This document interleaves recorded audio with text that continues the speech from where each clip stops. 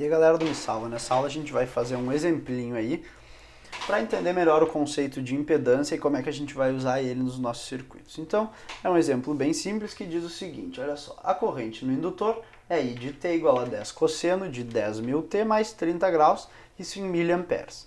Ele pede para tu calcular a reatância, a impedância, a tensão fasorial V no indutor e a tensão V de T. Vamos começar então identificando algumas coisas aí. Primeira coisa, a gente tem que o I, olha só, o I de T, ele é 10 cosseno de 10 na 4T mais 30 graus. Primeira coisa, vamos ver o que significa cada uma dessas grandezas. Esse aqui é a amplitude, que a gente vinha chamando de M, essa aqui é a frequência ômega, e essa aqui é a fase que a gente chama de θi. A gente pode escrever esse I na forma fasorial da seguinte maneira, I igual a 10, E na J30, ou então 10 com um ângulo de 30 graus. Bom, vamos agora começar resolvendo aí o que o nosso exercício pede. Primeiro, ele pede a reatância e depois a impedância desse circuito aí. Então, vamos lá. Primeiramente, a reatância. A reatância para um indutor, como a gente já viu, ela é dada por XL igual a ômega L. O nosso ômega é 10 na 4 e o nosso L é 20 mH, então é 20 vezes 10 na menos 3. Isso aqui vai nos dar 200. Lembrando que a unidade desse 200 aqui é ohms. Na letra B, ele pergunta qual é a impedância do sistema. A impedância, como a gente viu, ela é dada por JXL. A gente pode chamar isso de ZL, então ela é igual a J 200 ohms. Muitas vezes a gente representa esse J na frente aqui. É mais usual essa representação. Depois disso, ele nos pede qual é a tensão fasorial V chapéu. Então, olha só. Como é que a gente vai descobrir o V chapéu? V chapéu, ele é igual a Z I fasor, como a gente definiu essa nossa impedância. Então, a gente tem que fazer essa conta aqui, ó. Z a gente viu ali que é J200 e o I fasor a gente viu que é 10 com ângulo 30. Olha só, agora a gente está com duas notações diferentes aí e a gente tem que botar tudo para a mesma notação. Se tu tiver uma calculadora, tu pode fazer essa conta diretamente assim, como a gente viu lá na HP. Mas se tu quiser fazer isso aí de cabeça também dá. Vamos escrever isso aí da seguinte forma então.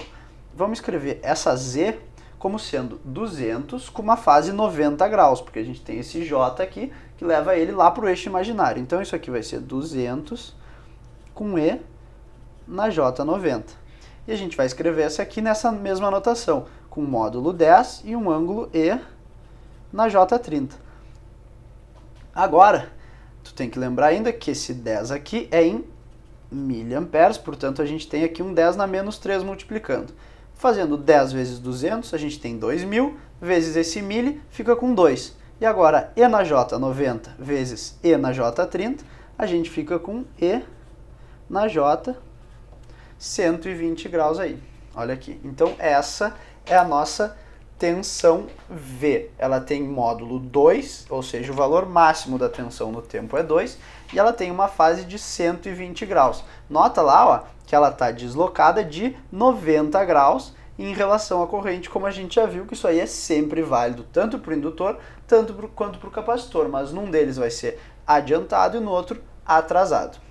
Por fim, o exercício nos pede para calcular a tensão V de T. Tendo esse fasor de tensão aqui, fica bem simples calcular o V de T. É só substituir lá os nossos valores. V máximo, a gente sabe que é 2. A gente vai ter aqui então um cosseno.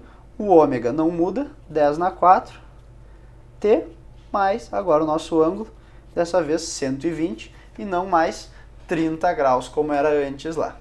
Então, voltando aqui para o nosso exercício, a gente fez esse probleminha aqui, que é bem simples, e deu para entender um pouco melhor como é que a gente vai usar aí o V fazor, o I fazor e a impedância, que não é um fazor, mas que é um número complexo. O que é o mais complicado desse exercício aqui é tu conseguir entender essa letra C aqui, ó. Nessa parte, tu tem que fazer esse cálculo aqui, que se tu não está habituado a mexer com números complexos, tu pode te confundir um pouco. Então é sempre bom tu ter uma calculadora junto, mas além disso, tu saber variar essas formas de representação. Por exemplo, tu poderia mudar dessa forma polar aqui para uma fórmula retangular, que seria 10 cosseno de 30 mais j mais 10j seno de 30. E daí tu fazer essa multiplicação entre j, senos e cossenos e depois voltar para essa representação aqui. Ou tu pode usar essa outra representação aqui com o E na Jθ, ou tu também poderia usar sempre essa representação aqui do ângulozinho ali, transformando isso aqui em 200, ângulo 90, e a tua calculadora faz essa conta aí para ti. Era isso aí, então na próxima aula a gente vai ver a associação de impedâncias, para depois fazer mais exercícios e entender aí a resolução de circuitos no domínio frequência. Era isso aí então e até a próxima.